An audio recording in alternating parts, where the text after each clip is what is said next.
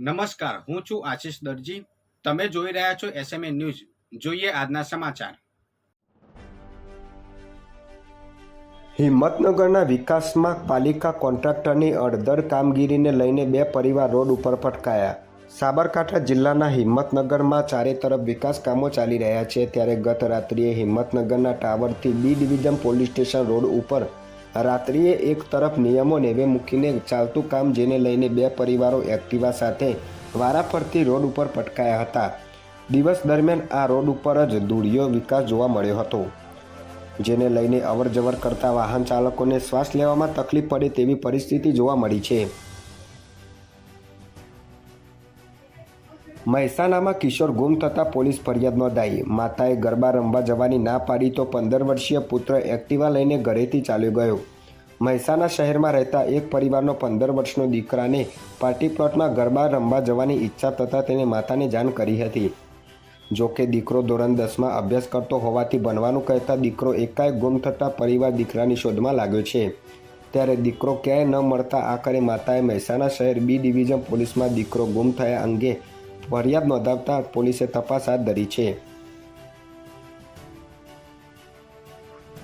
Unjha Patan road ઉપર યુવાનનો phone ઝૂંટવી નાસવા જતા bike ના ઉપડતા 2 જણા ઝડપાયા.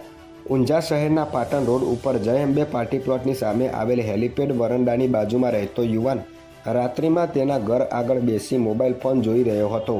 તે દરમિયાન બાઇક ઉપર આવેલા 2 ઈસમો પૈકી એક ઈસમ યુવાનનો ફોન ઝૂંટવી ફરાર થઈ જવાની કોશિશ કરી હતી, પરંતુ તસ્કરોનું બાઇક ન ઉપડતા તેઓ લોકોના હાથે ઝડપાઈ ગયા હતા.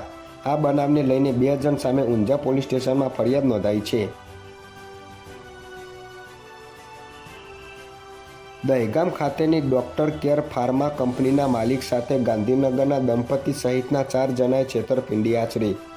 અમદાવાદના ડોક્ટરે આર્થિક સંકળામણમાંથી બહાર નીકળવાના ગાંધીનગરના દંપતી સહિત 4 જણા પાસેથી 1.75 કરોડ 18 માસની મુદતથી લીધા હતા.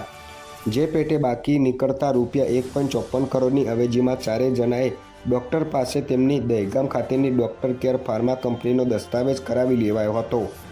જો કે દસ્તાવેજમાં ઉલ્લેખ ન હોવા છતાં બધાએ ભેગા મળીને અલગ અલગ ચીજ વસ્તુઓ પરત નહીં આપી ધાકધમકીઓ આપી છેતરપિંડી આચરવામાં આવતા દહેગામ પોલીસ મથકે ગુનો નોંધવામાં આવ્યો છે. વધુ સમાચાર માટે જોતા રહો એસએમએ ન્યૂઝ.